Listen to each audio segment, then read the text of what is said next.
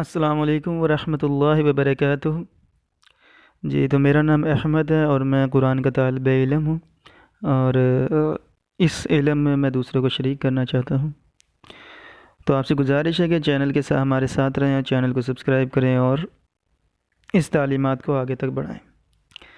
بسم اللہ الرحمن الرحیم۔ سورہ انعام آیت نمبر 157۔ سو تمہارے پاس تمہارے پروردگار کی طرف سے دلیل، ہدایت اور رحمت آ گئی ہے۔ سورہ اعراف آیت نمبر 32۔ اسی طرح اللہ اپنی آیتیں سمجھنے والوں کے لیے کھول کھول کر بیان فرماتا ہے۔ سورہ اعراف آیت نمبر 52۔ اور ہم نے ان کے پاس کتاب پہنچا دی ہے جس کو علم و دانش کے ساتھ کھول کھول کر بیان بھی کر دیا ہے، اور وہ مومن لوگوں کے لیے ہدایت ہے اور رحمت ہے۔ سورہ اعراف آیت نمبر 58۔ اور اسی طرح ہم آیتوں کو شکر گزاروں کے لیے پھیر پھیر کر بیان کرتے ہیں، ان کے طرح طرح سے بیان کرتے ہیں تاکہ وہ سمجھے۔ سورہ اعراف آیت نمبر 174۔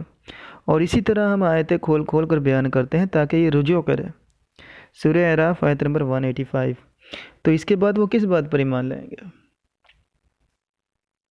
جب وہ اس کتاب پر ایمان نہیں لا رہے؟ ان باتوں پہ، ان احکامات کے آگے وہ جھگڑا کر رہے ہیں، تو اس کے بعد باقی کیا بچتا ہے کہ وہ کس بات پہ ایمان لائیں گے؟ کیا تم خود ساختہ باتوں اور مثالیں دے کر ان کو کوئی بات سمجھا سکتے ہو؟